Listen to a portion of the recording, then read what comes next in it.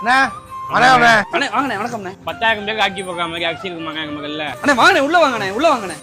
அண்ணே வணக்கம். வணக்கம். நம்ம அடேங்கப்பா கேட்டரிங் சர்வீஸ் நடத்திட்டு வரோம். நம்ம ஊர்ல பெரிய தலைக்கட்டுக்கு கல்யாணம், 10,000 பேர் சமைக்கிற மாதிரி அரிசி குத்தா போதும். பேமெண்ட்டை பத்தி கவலைப்படாதீங்க, அக்கௌண்ட்ல டாங் வந்து விழுந்துருவாங்க உங்களுக்கு. எல்லா ஃபங்க்ஷனுக்கும் உங்க கல்லே அரிசி எடுத்துடுறோம். ஆனா ஒரு கண்டிஷனுங்க.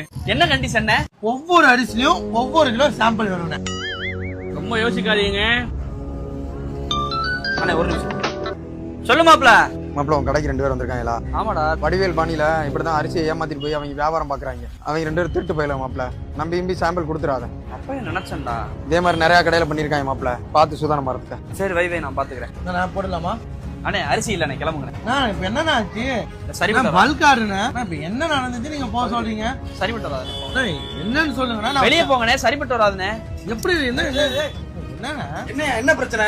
இல்ல மாப்ள, 10,000 பேருக்கு அரிசின்னு கேட்டாங்க. அப்பே லேசா சந்தேகம் வந்துச்சு. ஒவ்வொரு அரிசியில ஒவ்வொரு கிலோ சாம்பிள் வேணும் மாட்டா. சாம்பிளா? ஆளும் சரியில்லை, மொழியும் சரியில்லை. என்ன மொழி சரியில்லை? அரிசி தர முடியுமா முடியாது அவங்களால?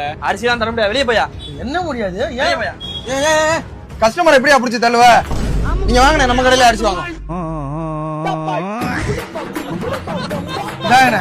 1 லட்சம் ரூபா அட்வான்ஸ்.